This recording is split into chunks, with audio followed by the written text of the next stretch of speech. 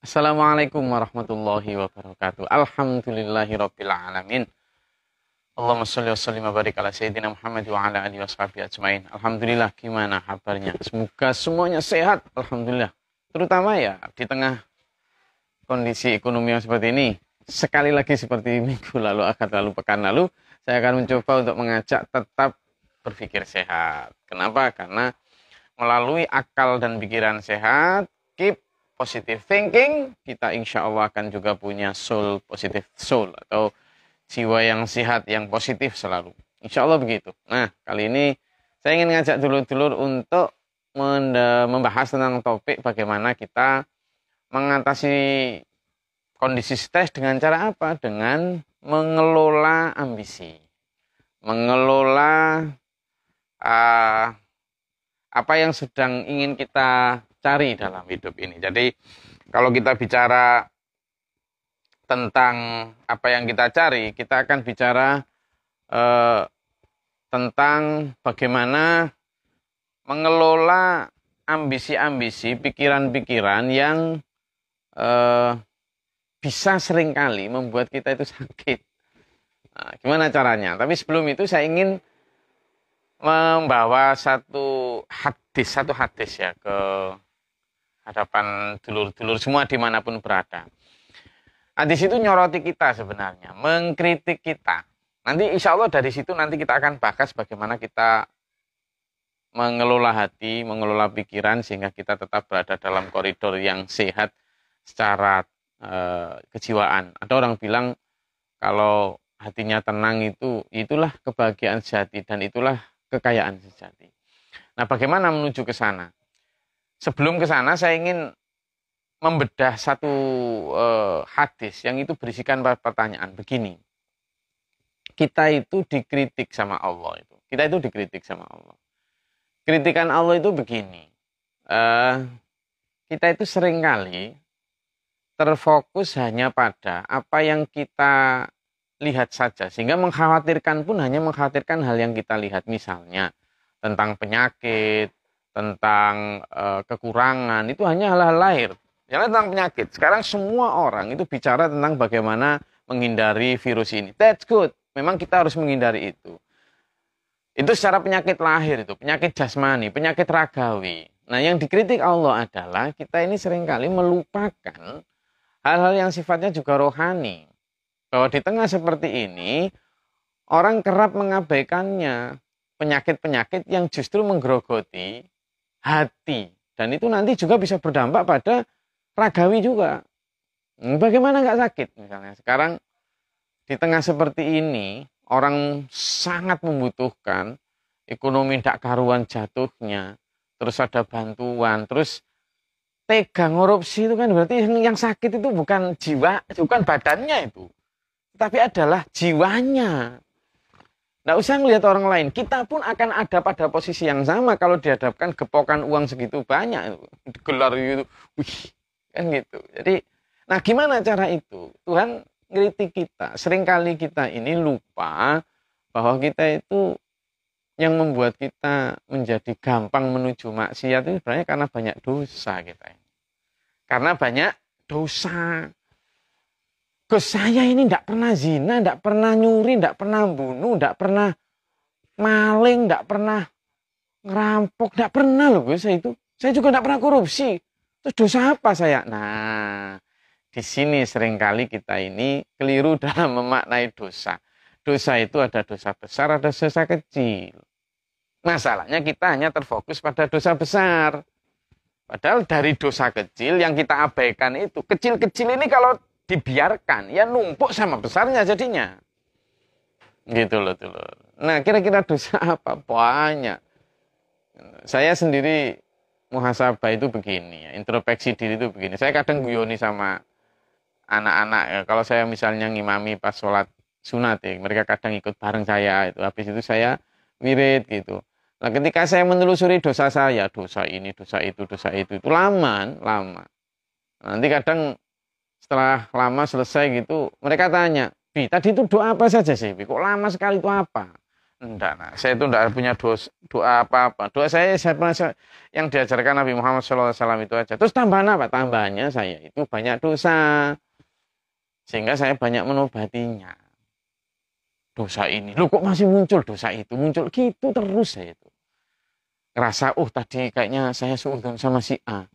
Dah, itu saya, ya Allah, nanti saya akan minta maaf. Ternyata saya tadi itu kencing dengan nikmat, dengan tanpa gangguan, saya nggak syukur. Nah itu dosa itu. Jelas kok. A'udzubillahi minasyaitonirrajim.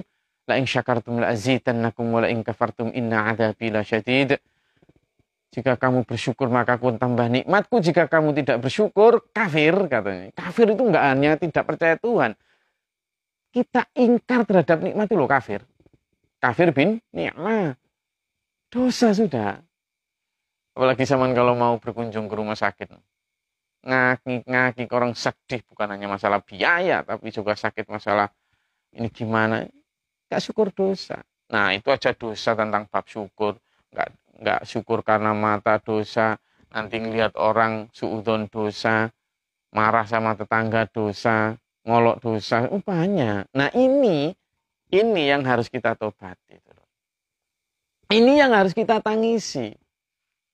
Makanya salah satu dari ciri orang beriman di masa Rasulullah dan para sahabat itu, salah satu cirinya adalah pipinya sering basah oleh air mata. Sering basah oleh air mata. Salah satu ayat menyebutkan. Disebut. Idza sami'u ma unzila. A'udzubillahi minasyaitonir rajim. Idza sami'u ma unzila ilar rasul.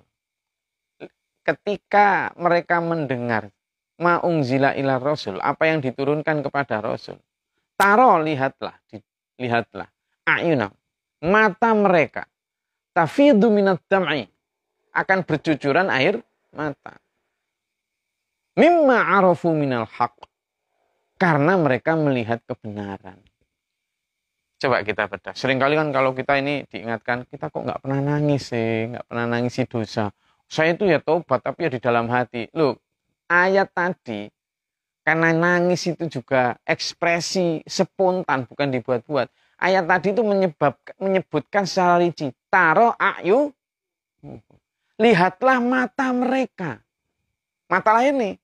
Tafidu minat dam'i. Diterangkan sama, bercucuran air mata. Ini bukan hanya nangis hati ini.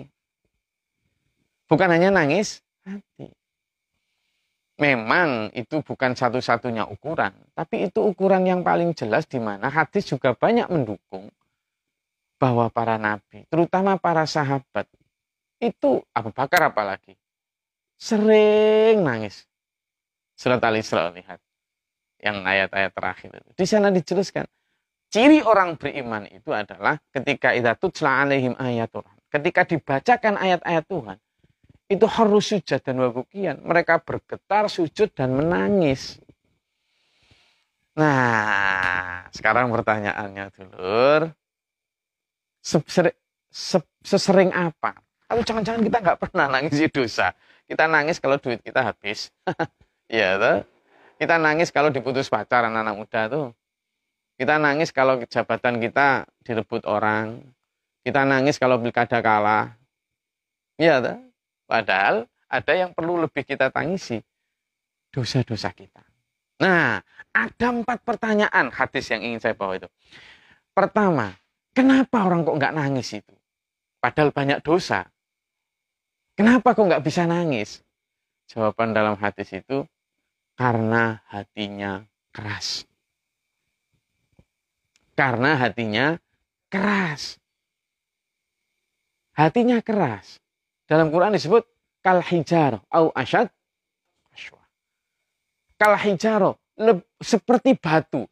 Au asyad atau lebih keras. Qaswa daripada lebih keras.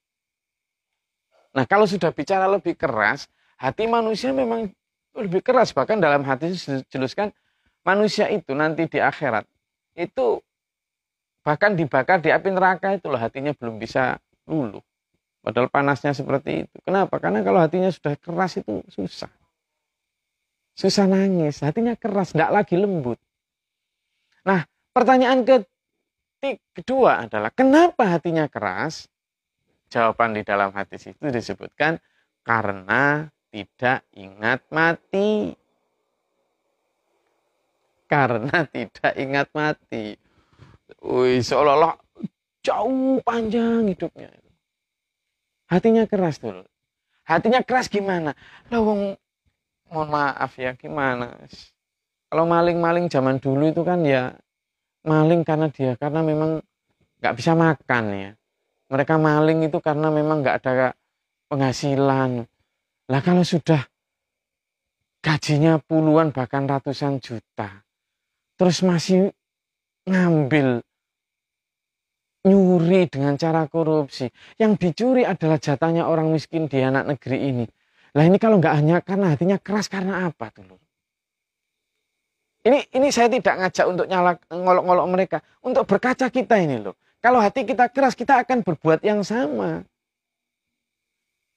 Seandainya saya dan sampean berada pada posisi dan jabatan yang sama, lalu ada iming-iming seperti itu, dan hati kita sedang keras, ya akan sama.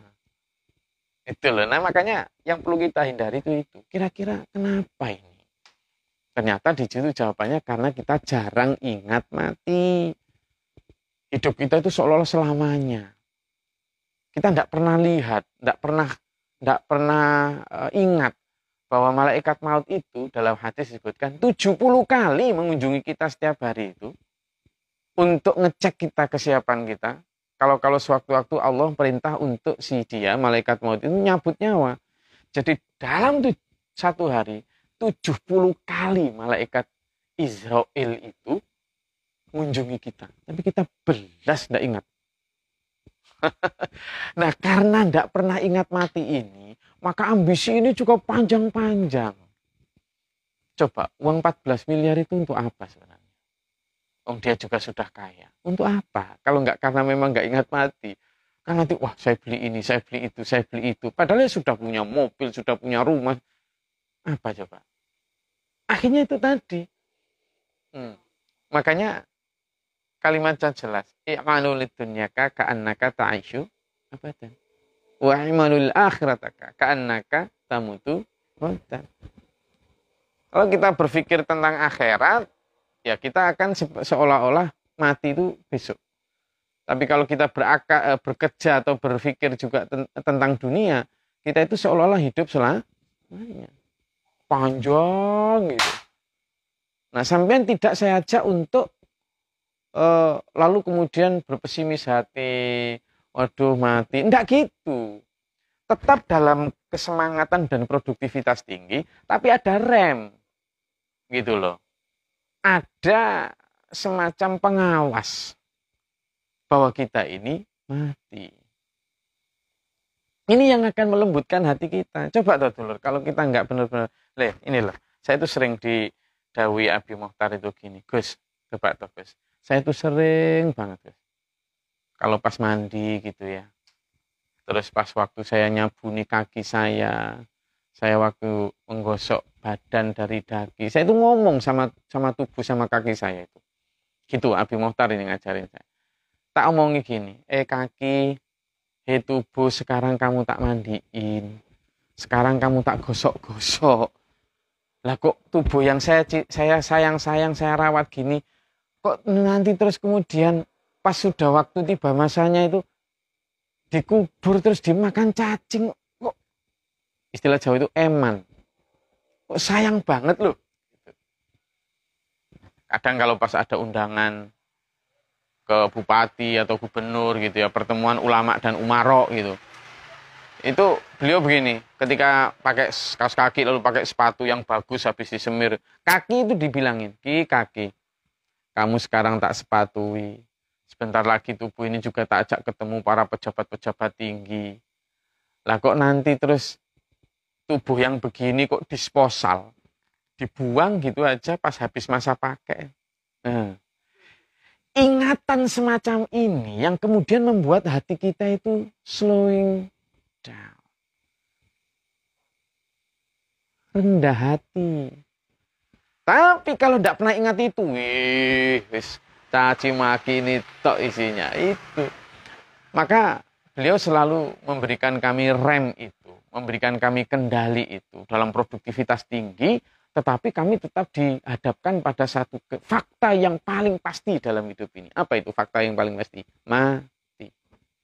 Nah, itu yang akan kemudian menjadikan kita tidak terlalu ngotot ketika ada fight tentang rebutan apa dan lain sebagainya.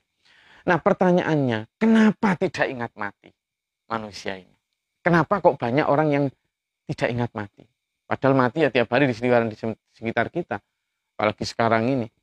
Ya, mau mati tiap hari. Lalu kenapa pertanyaannya? What the reason? Apa alasan kok banyak orang tidak ingat mati? Hadis itu ternyata yang keempat menyatakan karena cinta dunia. Karena cinta dunia. Karena hubbud dunia. Dan hubbud dunia pun Quran menyatakan wa tuhibbunal mala hubban jamma. Dan kamu mencintai dunia itu dengan cinta yang berlebihan, terlalu. Apa-apa yang terlalu itu tidak baik.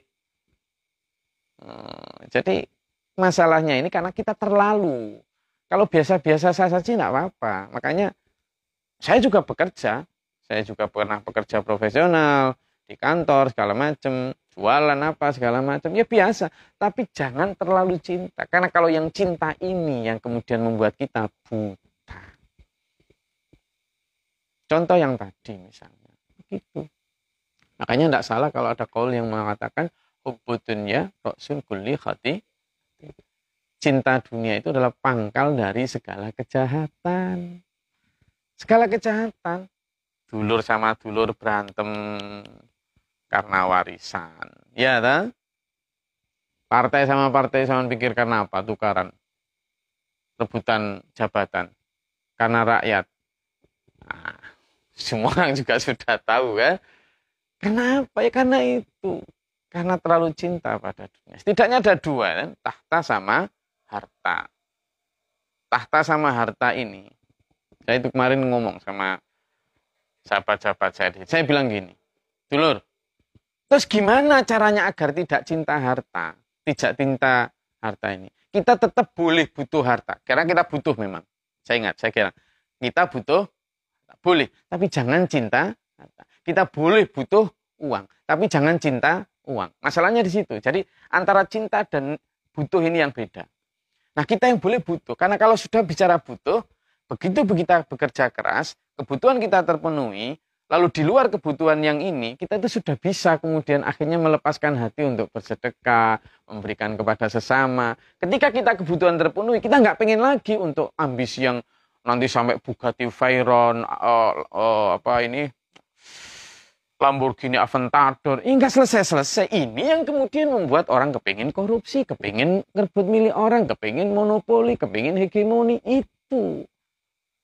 Lah bagaimana caranya? Ini saya bilang sama gini, dulur, sudahlah. Makanya dalam surat Al-Kahfi itu disebutkan, a'udzubillahi minasyaitonir rajim, fasbir, wahai Muhammad, sabarlah. Fasbir nafsaka. Sabarlah dirimu itu. Ma'alladzina yad'una rabbahum bil ghadati wal kamu itu sabar Muhammad, kata Allah di dalam surat Al-Kahfi itu, ayat 28 itu.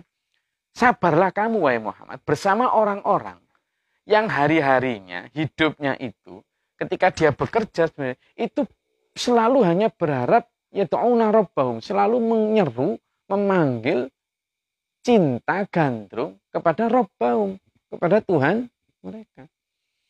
Mereka hanya berharap wajahahu, berharap ridho Allah. Wala ta'du 'ainaka anhum. Dan jangan engkau berpaling dari mereka, matamu itu, pandanganmu. Hanya karena apa? Hanya karena wala ta'du 'ainaka anhum. Turidu zinatul hayatid dunia. Hanya karena misalnya kamu berharap perhiasan dunia.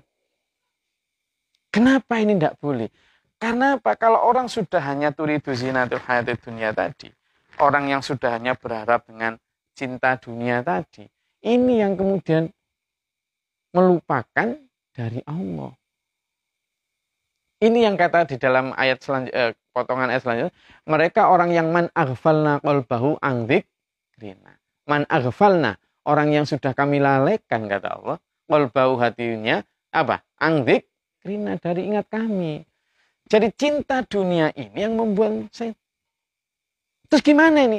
Style as basic itu loh. Kalau di dalam teori need-nya Maslow, itu kan ada piramida kebutuhan gitu. Piramida kebutuhan. Nah, kebutuhan yang paling dasar inilah kebutuhan need. Mulai dari food, makan apa. Tapi food pun kebutuhan dasar. Nanti kalau digotong sama nafsu, ya jadi kebutuhan aktualisasi. Food, makan nasi, makan udah cukup. Tapi karena aktualisasi, cari makanan di restoran yang mahal ini udah nggak basic need lagi. Makanya saya bilang, kalau kita karena cinta dunia, akhirnya kita nggak sempat mikir sanggup untuk akhirat, mending sekalian. Maksudnya gimana? Daripada setengah-setengah, daripada nanti karena kita mengejar dunia lalu akhirat kita nggak dapet, sekalian kejar dunia yang benar-benar gitu loh. Oh, misalnya kita kaya, saya kalau nggak bisa ngalahkan Elon Musk, saya kalau nggak bisa ngalahkan Jeff Bezos, orang paling kaya di dunia, itu namanya baru ambisi beneran. Atau sekalian nih, saya itu pengen kaya sekaya Korun. Gitu sekalian. Sampean yang misalnya ngerebut jabatan, entah jadi bupati, gubernur atau presiden, sekalian rugi kalau cuma bupati, gubernur, presiden itu masih cuma 5 tahun. Sekalian, saya pengen kayak Fir'aun. Sekalian, saya kayak pengen Fir'aun. Fir'aun itu sekalian apa ini? Kekuasaannya itu benar-benar kuasa betul. Sombongnya itu high level lah. Sekalian, sama kan dalam hal takhta kan kepengen sekuasa mungkin. Kalau bisa dipertahankan selama mungkin. Dalam hal harta kan juga gitu. Kalau bisa sebanyak mungkin. Nggak cukup hanya untuk makan atau beli baju dan rumah, enggak. Kalau bisa kan semua, kan gitu. Hutan bila perlu 1 juta hektar. Bila perlu ini, kan gitu kan. Sekalian aja, kayak Korun. Korun itu, kalau lagi pamer, diajak itu anak buahnya, kunci gudangnya, dalam Quran disebutkan, orang 40, arbauna, orang 40, itu yang usbah. Usbah itu orang yang kuat. Gotong kuncinya orang 40, itu enggak kuat. Gitu. Dulu kuat, itu enggak kuat. Nah, kita bisa bayangkan, kalau kuncinya saja orang 40 enggak kuat, nah itu gudangnya seberapa besar? Kalau gudangnya segitu besar, lah itu isinya apa? Emas semua itu.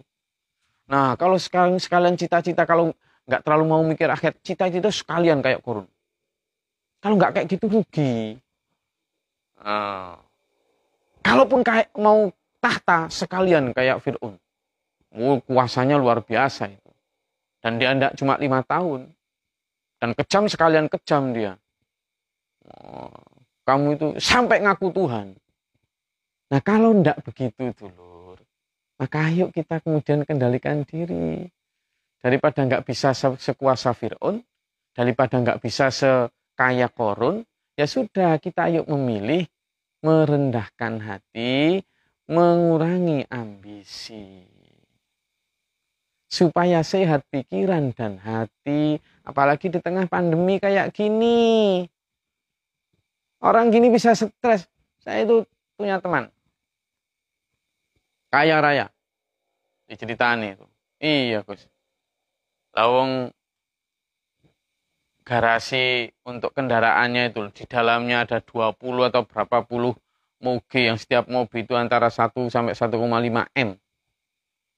Tetapi setiap kali ketemu kita, ngeluh tok es. Yang pabriknya yang inilah, yang itulah. Terus ini gimana? Katanya kepingin kaya itu karena enak. Nah sekarang sudah begitu kaya, kita kan jungkir balik nih. Mencari kekayaan. Untuk agar kaya. Begitu sudah kaya, makan rawon, aduh, ini apa? Kolesterol. Nanti makan gorengan, duh ini kolesterol, ini darah tinggi. Makan ini ndak bisa. Terus duitnya kanggo apa? Akhirnya kan betul kata Tuhan itu. Wa ma hadhil hayatid dunya illa mata'ul ghurur. Tidaklah kenikmatan dunia ini kecuali kenikmatan yang itu. Apa yang sampean kejar dengan mengorbankan kesehatan, tapi begitu apa yang sampean kejar dapat, kesehatannya habis, sampean tidak bisa menikmati apa yang sampean dapat karena enggak kesehatan. Jadi terus gimana? Padahal di saat yang sama, sampean sudah kehilangan banyak kesempatan menabung untuk akhirat. Gimana enggak? Mau kerja, enggak sempat sholat duha karena kesusu. Ya itu. Begitu kerja juga enggak sempat ingat, sholat aja kesusu-susu. Tergesa-gesa. Nanti asar, kadang sampai malam baru pulang, capek sudah. Ketemu anak istri, kurang banget quality time-nya. Anak pengen nunjukin hasil kerjaan rumah PR-nya. Ayah, ini, capek aku. Sama anak, sama istri. Nanti malam sudah, masalah kerjaan sampai malam. Terus tidur, nggak sempat tahajud.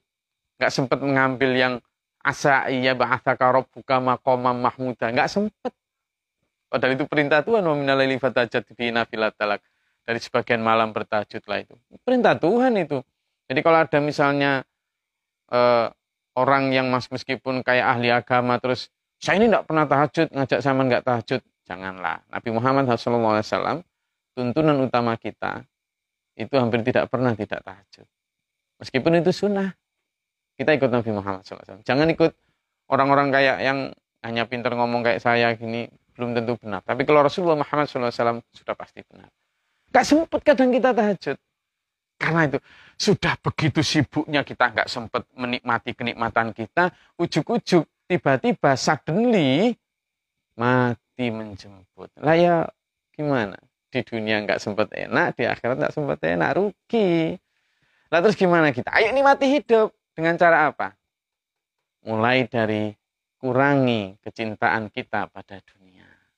Dengan cara mengurangi ambisi kita. Mengurangi ambisi kita. Sederhananya begini.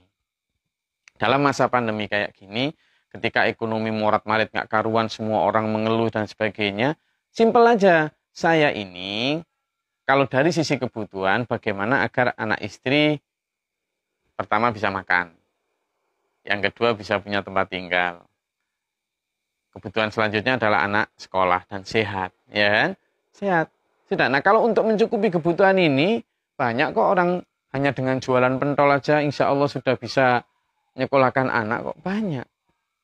Banyak orang mampu, ada yang cuma bikin lapak di pinggir jalan, alhamdulillah juga dicukupi Allah. Artinya apa? Jangan malu untuk diversifikasi usaha. Jangan karena kemarin orang kantoran, lalu sekarang kemudian mau jualan di pinggir jalan, malu, enggak usah.